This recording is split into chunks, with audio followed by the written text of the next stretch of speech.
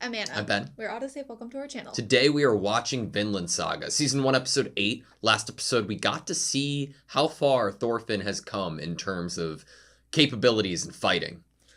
Graphic capabilities. Very, very graphic capabilities. It was cool though. And he chopped somebody's head off and then jumped in the water after it. It's great. Well, he needed the proof. He needed the head, and the head with the helmet was honestly like the perfect head to go for. Yeah, 3 gold coins wasn't enough for Thorfinn. He wants Askeladd's head, or at least a proper fight again. Yes. And that's what I hope is going to happen here. You know, that was what the end of last episode led me to believe will happen. That being said, we toyed around with the idea of it being like a time skip. Maybe that's not happening just yet. We kept getting told about next summer, and that's when the war's going to start. Winter. So I'm not really sure what to expect other than a duel. If it's not that, then whatever. But I want it. All I know is I'm expecting like wildness, like last episode with the land boats. Yeah. That was pretty wild. That was wild. And then I wonder if we're ever gonna see that general again. The fat general. Yeah. He was a character. I don't want to see him again. Ready? Yeah. Sweet. Same.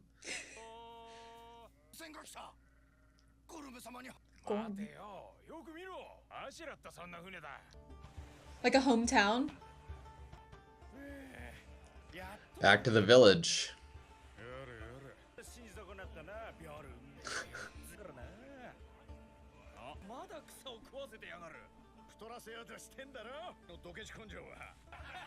Can't wait to meet this Gorm. Yeah.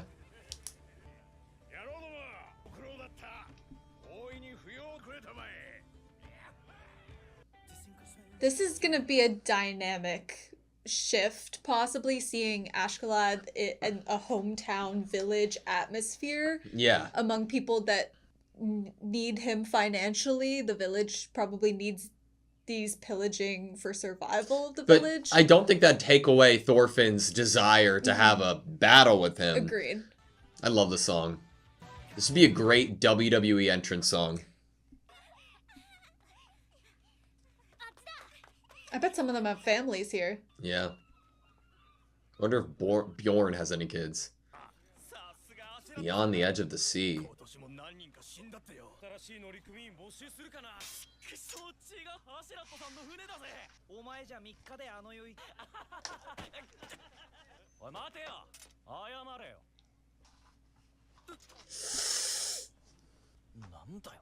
It's like this village is Ari. He has a fan club. He has a... No way. Oh my god. It's like Mardi Gras. Uncle Gorm.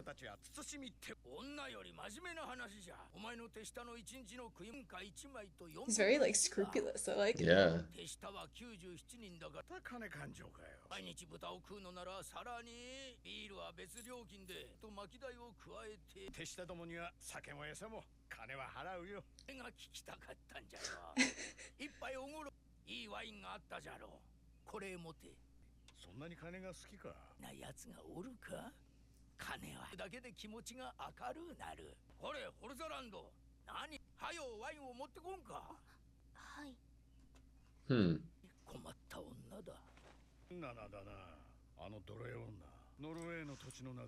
Region in Norway.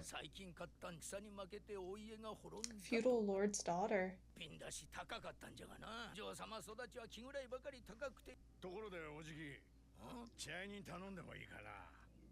Witness?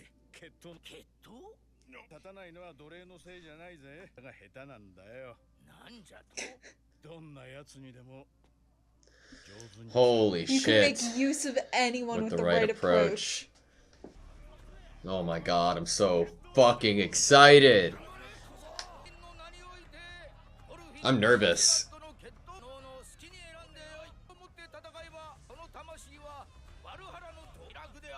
I don't know how this is supposed to end.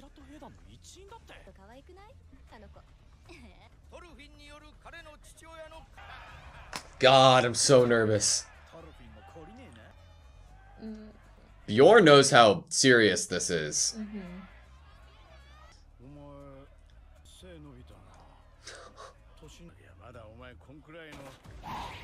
Oh!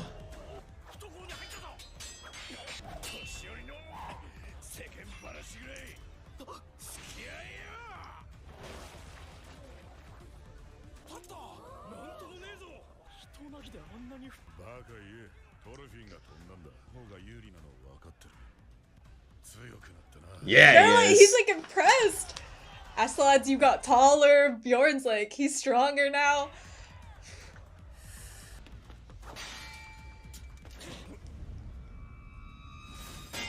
Oh shit! Stop! Stop! No! He's patient.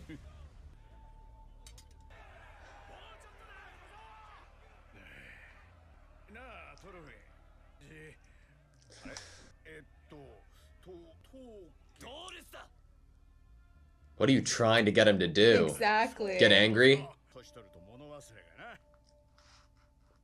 Back to the serious face from Bjorn.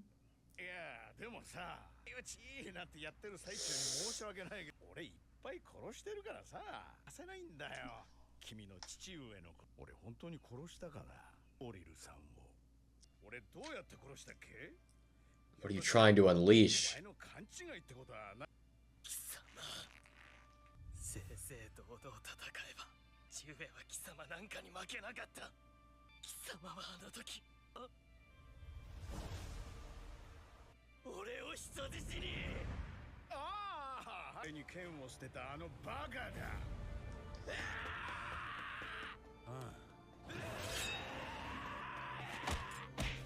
He lost his head. Mm-hmm.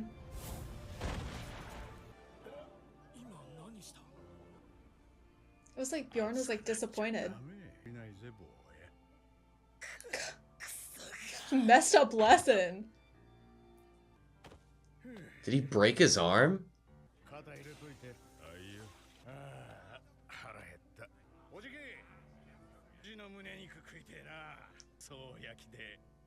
That sounds expensive. He worked up an appetite. This is how I imagine it is when all guys get drunk together. Looks pretty accurate.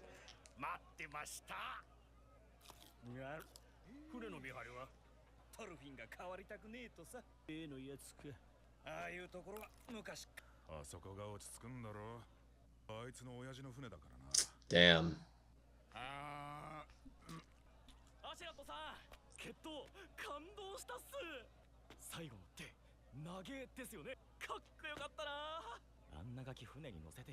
I hate this guy. He's such a wannabe Ari. He'll never be that cool.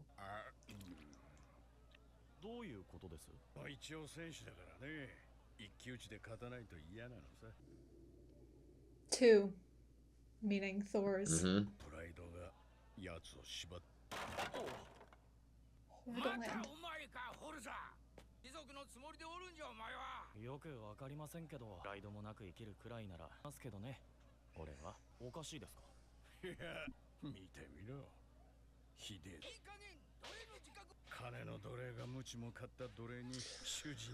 Holy shit, what a line.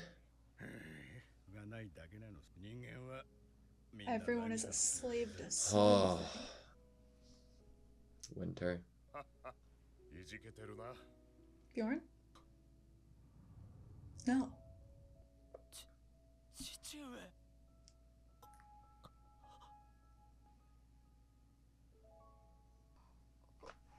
Oh.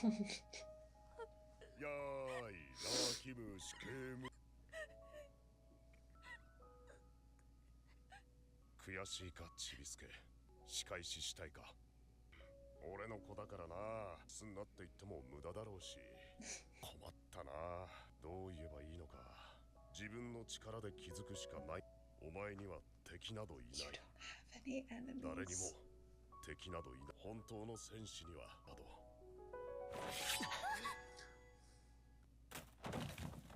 Did she bring him food?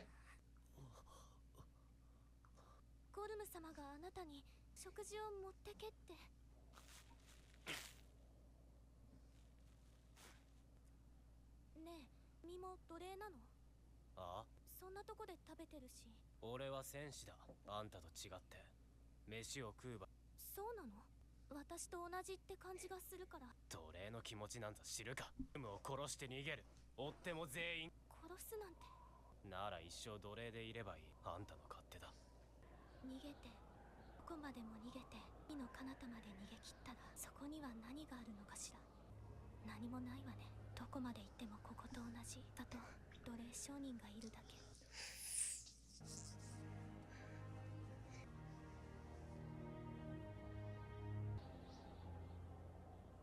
はるか西、海の向こう、ヴィンランドという名の土地がある。ここは暖かく豊かで、奴隷商人も戦の炎も届かない。そこなら誰も追っては来れない。そんなところが本当に。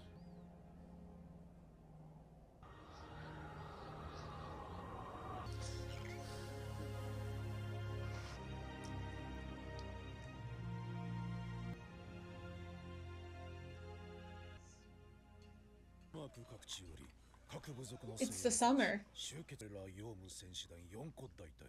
この旅の大攻勢にあたり万事滞りなく。ようやくだ。こんな輩どもに力を示さねばならぬ。陛下のイングランド掌握のしてクヌーとは奴は来ておるな。に入られご出陣に向けやはりお考えは変わらぬのでしょう。何もクヌート殿下がご同行さも世継ぎ候補だ。Candidate to succeed the throne. ハラルドに劣らぬ武君の聞く。しかし恐れながら殿下は Harold?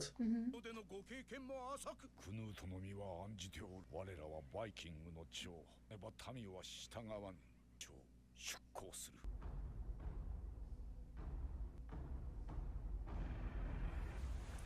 The tension level has raised immensely. I am so excited to meet this character.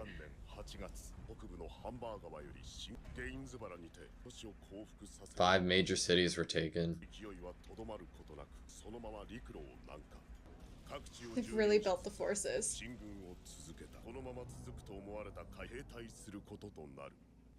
In London. This music. Well, it's definitely Thor's friend, right? From the intro? Or from the first episode, I mean?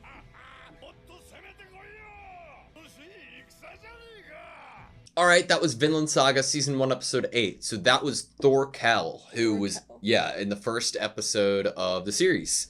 And we saw him fighting alongside Thor's. So we already know at a certain level, you're a god. Like, you're a god amongst men if you are fighting alongside Thor's. Alongside him, yeah. He looks terrifying and like a badass. And like a fun time. Yeah. I honestly think him and Askeladd would probably get along. Probably. He threw that hatchet so hard. Dang. It looked like it curved. It was like wanted. Literally slicing arms. Yeah. Off completely clean. What do you think of the episode? This episode wasn't exactly what I expected. I think after last episode, I was totally on board with like getting a initial immediate time skip into the summer or preparing for the summer, and that we just skip through winter. Yeah. I wasn't expecting to like arrive at a village that is almost like a base or hometown for the pirates that we're with. Yeah. But I really like that addition. I think it also helped us understand Askeladd's character a little bit better. I adored this episode, especially for Askeladd's character. I liked seeing the home that he's coming to, right? And like his uncle Gorm, like he's obsessed with money, like that's great and all, but that duel with Thorfinn was everything I could have wanted and more. It loved it. Was a really great place and location and time for the duel. Yeah. I was expecting that we were going to get just we land somewhere, it's just the pirates that are witness to it. But this other level or layer where it is a bunch of just like villagers, people that admire Askeladd but have never traveled with him before, people that might be really romantically interested in him. Yeah. And that we have this like crowd that was almost a lot more like oddly enough, like, wholesome feeling Mm. to this. Like, it didn't feel like the threat of death Yeah. or major injury was there. Like, who's gonna win? Like, I'm rooting Yeah, for they you were this cheering him time. Go, on. kid. Yeah. I'm really glad at, like, it made me, it made my feelings or thoughts of Askeladd and Bjorn potentially having any type of, like, further care for Thorfinn. It made those thoughts and feelings more realized, I think, when, sure, when seeing Askeladd do what he did, but also Bjorn's, like, commentary without even saying anything, really. I know he said, like, oh, he's gotten stronger, Yeah. right? But seeing his expressions change and when they did and what they did, whenever it shows that whenever Thorfinn let that rage in and corrupt his style of fighting and turn it into more of a, like, blinded by rage, seeing Bjorn's disappointment in that made me so what happy. I got.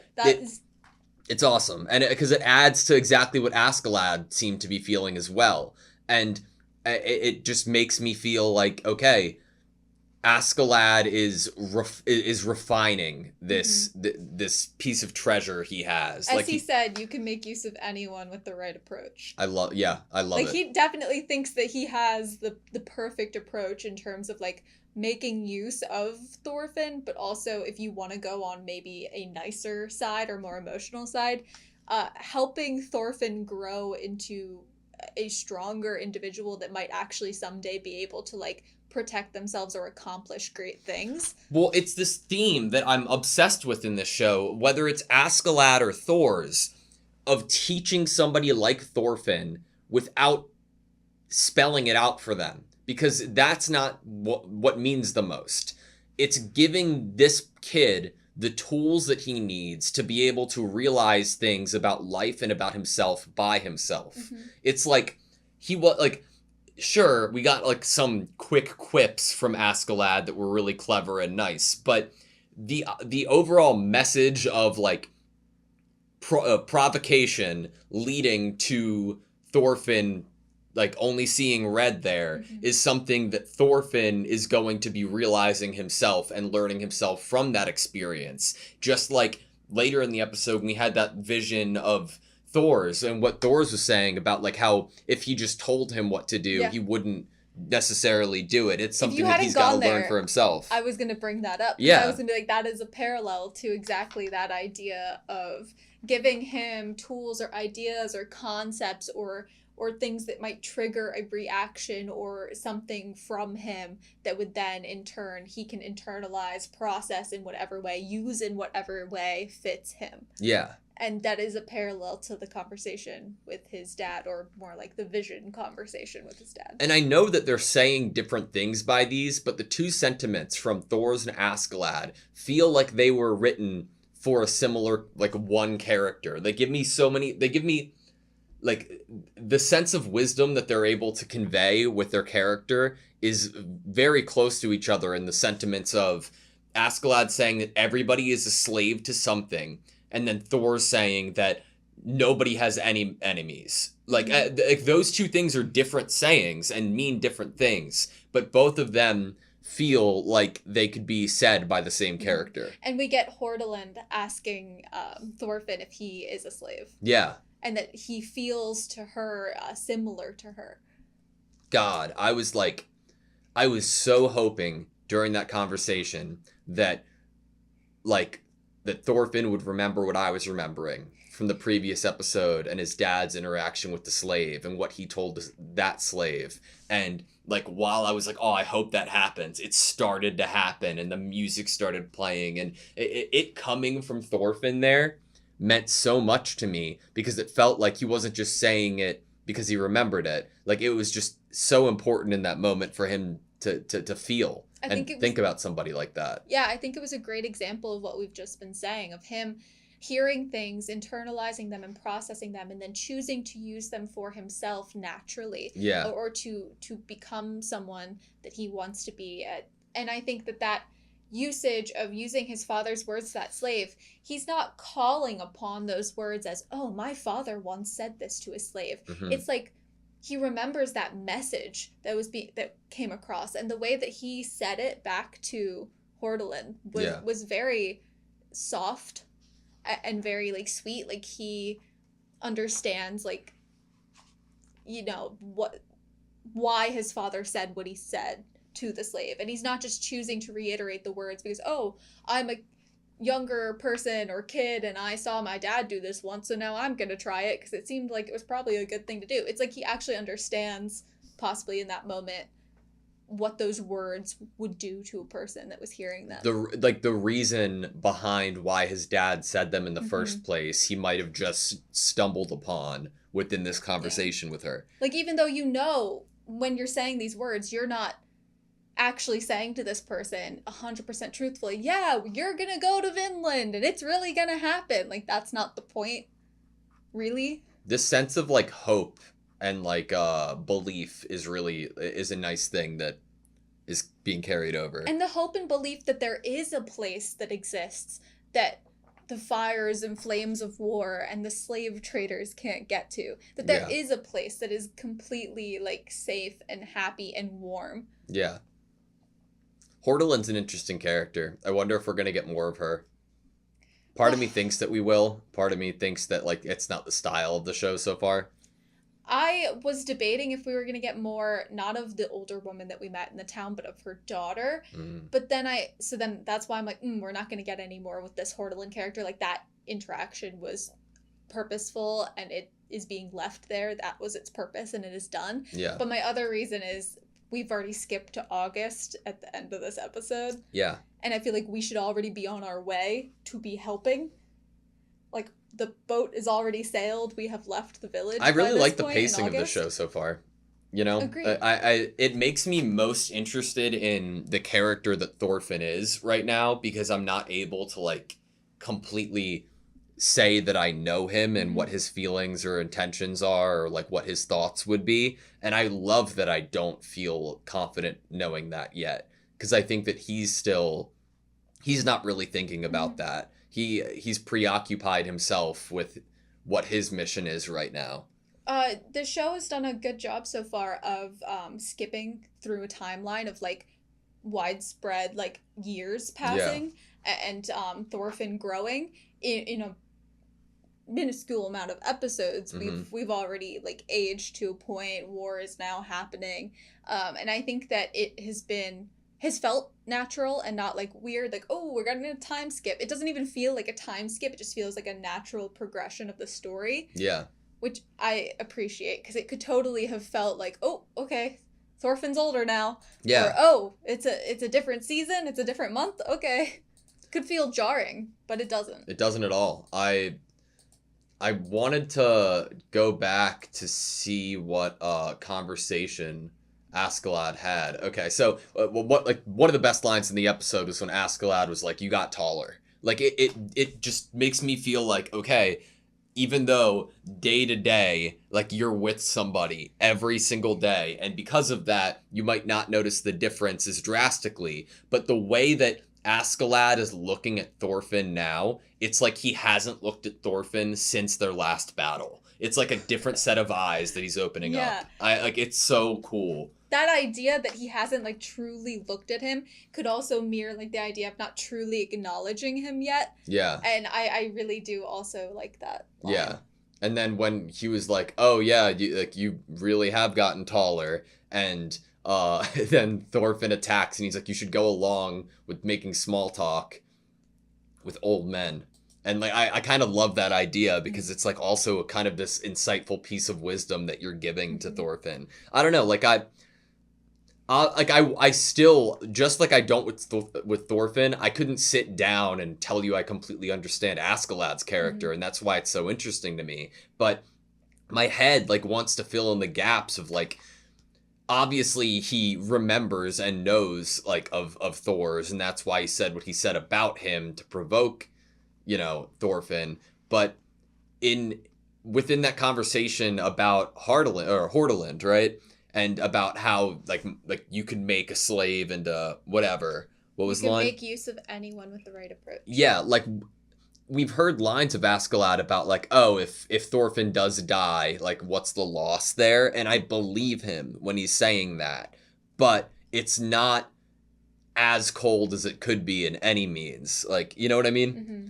He has this like, okay, it's the pool's going to continue to get deeper and you can die, but it's not so deep that like it's not just like a straight up suicide mission and I'm gonna leave you anyway. Even though that he's kind of been like, okay, let's leave. Oh, where's Thorfinn? Must have died. Like I'm acknowledging that that's the case, yeah, like I believe there's like a percentage of like, you know, this nonchalant, you know, joking kind of manner with that. Like, well, if he wasn't resolved enough or resilient enough to find it to the ship even if we're leaving, then he might as well be dead. And I believe him saying that. Like that's how he's been portrayed as the character, but there's just this like ounce of like care that I feel because of the journey that we've went on so far. And I think that this battle in itself is a perfect example of it, by the two people, both one being a fighter and one being an audience member, that seemingly are two of the only people in this giant group of people that are actually realizing and acknowledging that Thorfinn is making moves on the battlefield. He jumped back, he wasn't pushed. Yeah. And that they're actually watching him and analyzing his movements and his growth, while everyone else is just so, like, they don't even notice. They're not observant enough. They're not, like, focused enough on Thorfinn. Yeah. I truly feel like it was a really close battle and a good battle, but I think that Askeladd probably could have handled a victory in different means if he wanted to. Mm-hmm. I could be giving too much credit to him, but he seems like an extremely capable person, and I know that Thorfinn's obviously incredible too. Mm-hmm. But part of me is like the thing that Thorfinn needed to work on most as a warrior is what Askeladd focused on. Exactly. He picked, like, he could have handled this in a different way, but what Askeladd chose to do was to show Thorfinn why he could so easily be killed, and what is his, like, major weakness at the moment, is his wish to have revenge. Yeah. Is his anger toward Askeladd and his anger toward the death of his father. Yeah. That blinds him, and that is going to be his weakness. And choosing, like, this as a teaching moment, like, how could you not say that there is an ounce of, like, care, you know, there? Why would you choose to, like, spend any of your mental time or energy to give someone a lesson or to teach them a lesson, even though harsh? Yeah. And I sorry. No, go on. I also really appreciated the wannabe Ari character. I was about to say Walmart Ari. Yeah. His like role in this Trash. episode. Get out of here. Of like, you're not Ari. Yeah. You're not Ari. You never sorry. could be. I'm just kidding. But like it's interesting because I think that there might have been some intention of a comparison there to show how there are so many different villages that you could derive similarities from in this vein of in this world, right? Each city has its own population filled with families and people who aren't necessarily bad or good or, you know. And people that miss the point. Yeah. There are people that miss the point everywhere. He was a good example. What do you think of Canute? Canute? Okay. I'm really excited to meet this character. Mainly We saw because, them in the intro.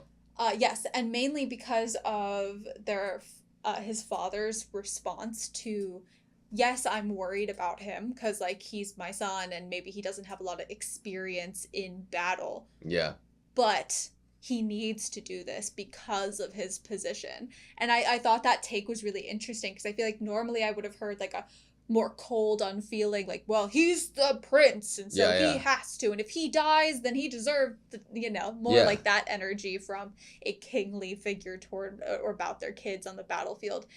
And I liked that it was this mix of, like, I know duty, and he knows his duty and responsibilities, and if he wants to, be able to take the throne, why would people follow him if he didn't prove to be someone to be followed? And I'm like, that is very valid. Like, you want the success for the person. He wants Canute to have valor and to have an armies of men want to follow them. Mm-hmm. It's the right approach to a true leader, right? Mm-hmm. And it doesn't seem like, granted, we don't really know how Canute feels because we don't know him at all. But right, it he's seems resting right now. Right? Yeah, it seems like he's doing it, right? Like he's willing to. Yeah, but to say that he's resting and he wasn't in the picture and we get him kind of standing on a cliff, it does open questions of like, how does this person actually feel about going to war? Are they scared? Are they nervous? Are they excited for their chance to prove themselves? As we see a lot of characters having that kind of idea that they're excited for like their warrior moment. Yeah. I'm so interested in like how these characters are going to potentially converge onto each other, you know? Like, we're getting characters like Thorkel or characters like Canute, and they're huge, like, in presence. And then we have somebody who's huge in presence for a completely different reason, like Askeladd, right? Like, he's not some world-renowned figure who's going to be a king of, like, a country, but he is, like, huge in our personal narrative and our connection to Thorfinn. So it's like, how is this, like, contained story going to, in the future, include this contained story? Like, obviously, I imagine Thorkel and Thorfinn might have a moment together in the future because, you know, Thorfinn's father fought Thorkel. Yeah. I mean, there's fought with him, right? Yeah. So there's this really, we talked about the pacing, obviously. Having all these like stories and these characters, and knowing that we'll actually get to like skip around and have a good look of like different battles they'll face together and how that they come together narratively, because we know that time will be able to be passing pretty naturally and nicely, even though we're like skipping months in the future. But I mean, maybe we need to compare fan bases to see maybe who is the brighter star amongst the stars that we've been given. Yeah. I personally think that Askeladd might have a win with that. Seems like he has a lot of fans, people that want to marry him for money. And he brought home necklaces just for that reason. Just for them. Yep. Yeah, so nice, isn't he? He knows what his fans want. Yeah. Yeah. Definitely. All right, that's all I have you. Yeah. Thank you guys so much for watching this video. Please like, comment, and subscribe, and we hope to see you next time.